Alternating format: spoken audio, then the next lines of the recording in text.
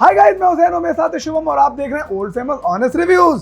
और पूरी रात गाइस मैं तो ये बोलने आया था कि हमने पूरी रात काली करी है, लेकिन ऐसा कुछ नहीं हुआ है क्योंकि हमने पूरी रात मिलकर आज देखा है फैमिली मैन। और बिल्कुल रात काली नहीं है एग्जैक्टली जैसा थंबनेल पे भी पढ़ा भी होगा।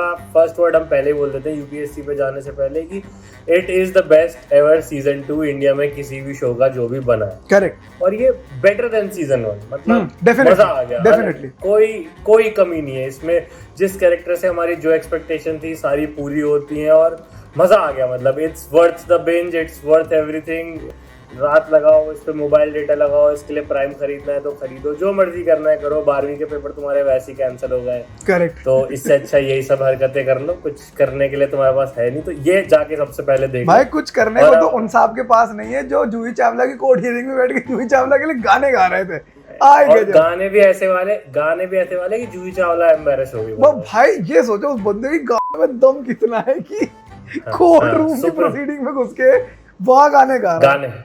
मतलब नहीं, हरकत जूही चावला ने भी कम नहीं की थी। कोर्ट ने जूही चावला की भी डांट लगाई है कि ये क्या टाइम पास चल रहा है। मतलब सोचो, जूही चावला ने व्हाट्सएप फॉरवर्ड को सच मान के केस ठोक दिया 5G रेडिएशन पे रोक लगाओ। कल को मैं यूएन में जाके केस कर दूं कि जी हमारे नेशनल एंथम सेकंड नंबर पे क्यों आ गया रैंकिंग में, ये तो वर्ल्ड का बेस्ट नेशनल एंथम था। फिर कोर्ट तो मेरी डांट लगाएगी ना। अरे क्या कर रहा है, कौन मैं तो आई वाज जस्ट फैसिनेटेड। मैंने वो वीडियो देखा और मेरे को सिर्फ फैसिनेशन यही हुई कि भाई मतलब सोचो हम यहाँ पुलिस वाले से बहस करने को घबराते हैं कि हम फंसना है, वो कोर्ट में आके गाने गा रहा है भाई। बट यस, वीडियो कॉल से याद आया, एक और वीडियो कॉल इस हफ्ते हुई जिसने बड़ी सारी सुर्खियां बनाई। अपने बड़ा मामाओं ने सरप्राइज कॉल कर दी भाई साहब बच्चों के पेरेंट्स को कि देखो मैंने तुम्हें क्या गिफ्ट दिया है, मैंने तुम्हारे बच्चों 12वीं की परीक्षा कैंसिल करा दी। ये बिना परीक्षा मैंने उनकी आपदा को अफसर में बदल दिया, अब सीधे कॉलेज जाएंगे वो, कोई टेंशन नहीं।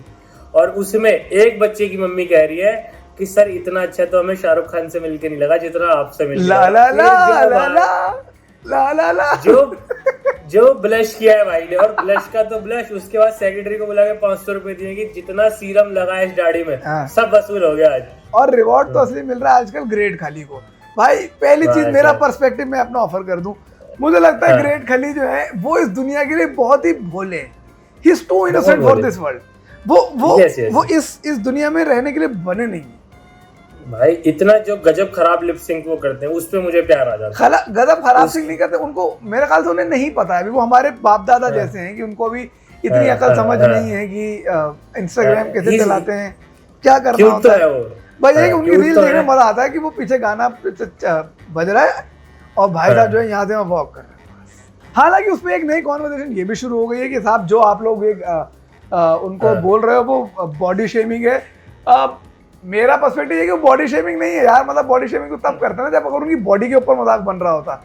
दिस इज जस्ट वो तो उनको उनकी सुपर पावर के ऊपर कर रहे हैं कि सर आप तो ये कर सकते हो, आप तो वो कर सकते हो। करेक्ट। और ये तो हाँ, मतलब थोड़ा सा बॉडी शेमिंग वाले जोन में तो ये मुझे भी नहीं लग रहा है। खली सर तो जो कर रहे हैं असली मेहनत कर रहे हैं बेचारे हमारे डॉक्टर सर। उन्हें रिवॉर्ड क्या मिल रहा है, उनकी हो रही है पिटाई। देश के अलग अलग कोनों में डॉक्टर्स को मारा जा रहा है, पीटा जा रहा है और इसके डिफेंस में आप कुछ भी नहीं कह सकते। आप ये नहीं बोल सकते कि लाला रामदेव ने बोला था हम तो इसलिए कर रहे हैं, व्हाट्सएप पे आया था हम तो इसलिए कर रहे हैं। कोई बहाना नहीं है आपका। नहीं पर असल बात यही है कि इसकी जो इन डेप्थ रीजन है वो कहीं ना कहीं यही सिस्टम करता है कि इन जनरल हमने डॉक्टरों के प्रति एक नफरत, एक ये धारणा बना ली कि अरे ये तो चोर हैं, एलोपैथी कुछ नहीं है, ये तो पैसे लूटते हैं।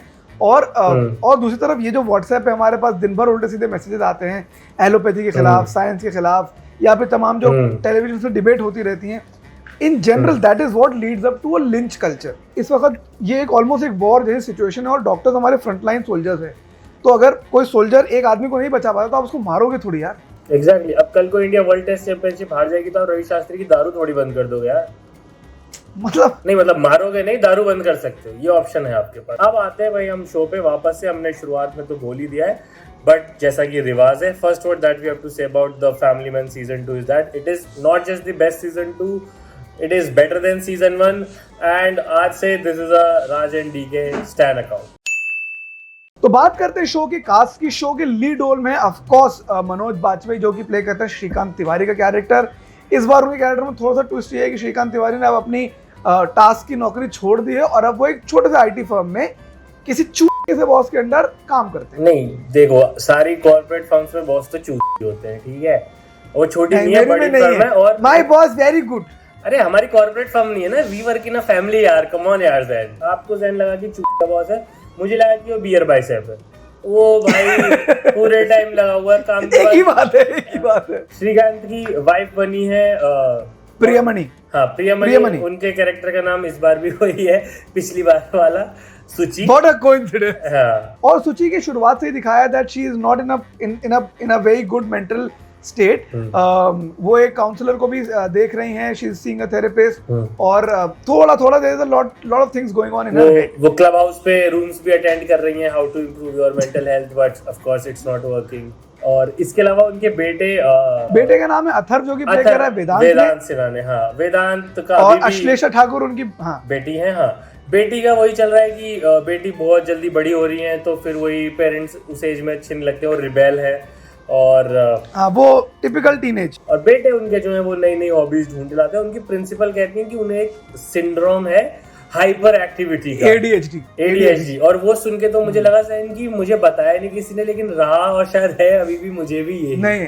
मतलब हम दोनों को ADHD है इन वन वे और दी अदर। इसके अलावा फिल्म में शारिब हाशमी जो कि प्ले करते हैं भाई जेके तलपड़े का character. Again he is happy go lucky sort of a guy, जो कि हंसते रहते हैं, बोलते रहते हैं। और श्रीकांत तिवारी के बहुत करीबी दोस्त हैं। जेके यानी शारिब, जो कि मराठी है भी नहीं, उन्होंने मराठी प्ले किया और जितने अच्छे से वो कैरिकेचर्स को पुल किया है, तिचम माइला और बीच बीच में और मराठी बोलना, मराठी स्लैंग्स यूज करना, वो आई थिंक बड़ा जबरदस्त मुझे लगा। इसके अलावा बात करते हैं फिल्म में who is my favourite actor in the film, Samantha Prabhu Akkineni, जिन्होंने प्ले करा है राजी का character, who is a Tamil rebel from Sri Lanka, and she has absolutely killed it. उन्होंने आंखों से एक्टिंग की है, मतलब अगर आप 9 एपिसोड में देखने जाएं तो उनके डायलॉग आई थिंक 15 मिनट के भी नहीं है, बहुत कम बोली है वो, और इतना कुछ उन्होंने अपने एक्सप्रेशन से कह दिया है। मतलब वेरी वेरी इंप्रेसिव कि उन्होंने जो मेहनत करी है, जिस तरह जो कैरेक्टर में घुसी है, fantastic work by Samantha there. उसके अलावा फिल्म में रविंद्र विजय जो कि प्ले करता है मुथु का कैरेक्टर। मुथु ट्रैक्स के ही एक तमिल एम्प्लॉय हैं, जो कि चेन्नई के, क्योंकि ये ऑपरेशन आता है चेन्नई में हो रहा है, तो उसको ऑलमोस्ट लीड कर रहा है, and he is the bridge between those Hindi speaking people and the local Tamils in Tamil Nadu. इसके अलावा दोस्तों पिछली बार की तरह अरविंद भी हैं, वो सेम ऑफिस में काम कर रहे हैं अपने शरद केलकर, और दूसरे हैं सनी हिंदुजा, जो इस बार मिलिन बने as last time only, last year. हाँ। और भाई श्वेता धनवंतरी भी हैं, जो कि वो तो जोया बनी है, उनका भी बहुत ही मिनिमल, उनका तो मिनिमल है। हाँ। इसके अलावा फिल्म में आनंद सामी जो कि प्ले करते हैं सेल्वा कैरेक्टर। अब सेल्वा जो है वो वहां कर, वो एक तमिल, वैसे तो फिशरमैन के उसमें रह रहे थे, लेकिन वो भी एक जो कि श्रीलंका ग्रुप है उसके सोल्जर हैं, और उन्होंने भी क्या बेहतरीन एक्टिंग करी, मजा आ गया। इनके अलावा इस बार है सीमा विश्वास, जो बनी है Bengali women Indian prime minister. अब थोड़ा मैं देख रहा था कि लोगों ने लिखना चालू कर दिया कि ओ ममता बनर्जी की कैंपेनिंग है ये शो, तो उन्हें PM प्रोजेक्ट किया जा रहा है, बट अगर ये ममता बनर्जी की कैंपेनिंग है तो ये कहीं से भी पॉजिटिव नहीं है भाई। छोटे छोटे जो एक्टर्स हैं जिनका कोई मेजर रोल नहीं है, जो कि सिंपल कोई ना कोई कैरेक्टर पर, एवरीबॉडी है, सबने अच्छा किया है। तो बात करते हैं गाइस शो के प्लॉट की। शो का प्लॉट शुरू होता है वहां पर जहां पर श्रीकांत तिवारी अपनी नौकरी छोड़ चुके हैं और एक किसी कॉर्पोरेट फर्म में काम कर रहे हैं। उनकी नौकरी छोड़ने का मेजर रीजन यही है कि उनकी बीवी परेशान है। वो कह रहे हैं कि भाई मुझे इतनी हाई रिस्क जॉब नहीं पसंद है और तुम प्लीज घर पे रहो for the sake of me and my family. और कहीं ना कहीं वो रीजन भी है कि वो खुद को गिल्टी मानते हैं what ever has happened in season 1, लेकिन मन उनका अभी भी इसमें लगता है।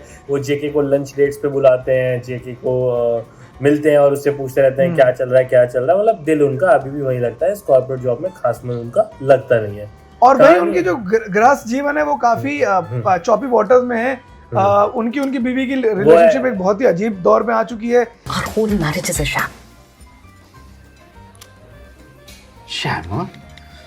मुझे भी इसका मतलब तभी पता चला। मैं श्रीकांत से इस चीज पे तो बहुत रिलेट किया कि इंग्लिश हमें उतनी आती है जितनी मुझे और श्रीकांत को आती है। Hello, what do you do? Fine, thank you. बस उतना कि अपना जाओ लाइक कमेंट शेयर सब्सक्राइब। बस ये तो 5 साल पहले सीख ली थी, आज तक चल रही है। तो इतनी मतलब यार ये फॉर्मेट चेंज भी नहीं हो रहा है ना लाइक शेयर कमेंट का। देश में ये चल रहा है कि जैसा हमने बताया एक बंगाली लेडी प्राइम मिनिस्टर बन चुकी है बासु चैटर्जी, जिनको अपना इमेज मेकओवर करना है और उन्होंने एनालाइज किया है कि श्रीलंका में चाइना इन्वेस्ट करना है। तो इंडिया को अगर अपनी इन्वेस्टमेंट बढ़ानी है तो एक पोर्ट इंडिया भी अब बनाएगा, और उसके बदले में श्रीलंकन प्रेसिडेंट कहते हैं कि हमारा एक बंदा आपके यहाँ है, वो हमें लौटा दीजिए। अब वो बंदा, ये बंदा कौन है? ये बंदा कौन है? वो बंदा है वहां के एक रिबेल ग्रुप है, उसका ऑलमोस्ट सेकंड इन कमांड, और इनकी जो गवर्नमेंट इन एग्जाइल है उसका फॉरेन मिनिस्टर। एग्जैक्टली। तो टास्क लग जाती है उस बंदे को निकालने में, और वहीं से पूरा टसल शुरू होता है। अब हम ज्यादा स्पॉइलर नहीं देंगे इस बार का पूरा। नहीं भाई, इतना बता सकते हैं कि एक आईएसआई एजेंट जो कि पहले भी दिखाए गए थे, वो कांटेक्ट करते हैं इन लोगों को, और जिस इंसान को ये लोग पकड़ते हैं उस श्रीलंकन रेबल को, उसका हो जाता है मर्डर, और वहां से एक डिप्लोमेटिक जंग छिड़ती है बिटवीन इंडिया एंड श्रीलंका, और ओवरऑल जो इनकी गवर्नमेंट इन एग्जाइल है वो भी बदला लेने को आ जाती है, सपोर्टेड बाय आईएसआई। अब यहाँ से एक कैट एंड माउस चेज है कि किस तरह से कौन पहले ऊपर होगा। हाँ, मतलब वो लोग प्लान कर रहे हैं कि कुछ खराब करें इंडिया के अंदर। इंडिया की प्राइम मिनिस्टर को श्रीलंका के प्रेसिडेंट से भी मिलना है। और ये प्लॉट की सबसे इंटरेस्टिंग बात है कि ये पूरा प्लॉट चेन्नई में घट रहा है, जहां पर टास्क के जो ये बड़े ऑफिसर्स हैं, जाके श्रीकांत तिवारी और जेके, इनको ज्यादा टाइपोग्राफी का, लैंग्वेज का, कल्चर की अकल समझ नहीं है, so they are working in tandem with the security task के employees in Tamil Nadu and the Tamil Nadu police। एक बहुत इंटरेस्टिंग डिबेट चल रही है कि साहब it is racist towards Tamil people etc etc। That is not the case, trust me, and the best way to find out is कि आप खुद जाओ और आप खुद देखो। ऐसा मेरी नज़र में, and I can say this confidently because I have a good enough Tamil background, कि ऐसा नहीं है। कैरेक्टर्स रेसिस्ट जरूर हैं, बट उनके रेसिज्म को स्ट्रॉन्ग तमिल कैरेक्टर्स वही कॉल आउट कर रहे हैं।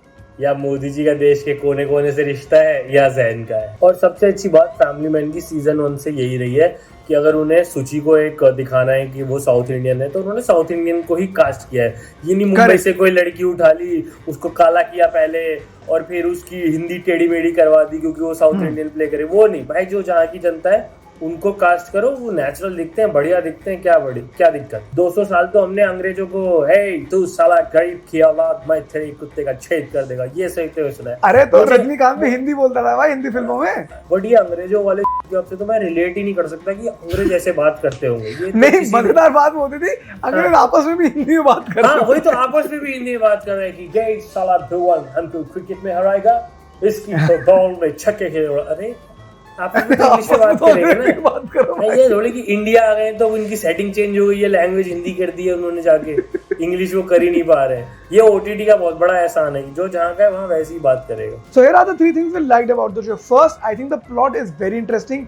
वो जो LTT इंस्पायर्ड एंगल ढूंढा गया है जहाँ पर, और इसको पूरा साउथ में बेस करा गया, I think that makes for a very interesting watch. हाँ, हमें तो ये लगता है हमारा एक ही दुश्मन है बस, पाकिस्तान। हाँ। उसके अलावा तो कोई हमारा कुछ बिगाड़ नहीं सकता। चाइना में भी लैब में जिसने वायरस बनाया होगा पक्का पाकिस्तानी होगा। हाँ, और क्या, वो शायद अफरीदी चला गया होगा क्रिकेट छोड़ने के बाद। ऑल वेदर हमारा दुश्मन है वो। And now here is the second thing that we liked about the show. मुझे तो बैकग्राउंड म्यूजिक बड़ा पसंद आया जैन, जो इंडियन इंस्ट्रूमेंट बजे है ना थ्रू आउट। जब भी एक्शन में भी ये नहीं कि फास्ट पेस्ड ईडीएम कुछ बजा दे, नहीं भाई तबला बज रहा है, बाकायदा तबला। और वो मैं शायद इंस्ट्रूमेंट का नाम गलत दे रहा हूँ, बट वैसे सारंगी वीणा वगैरह जो होते हैं वो जो थ्रू आउट बजे हैं। Very fresh background music, especially in action sequence. And the third thing that we liked about the show are the performances.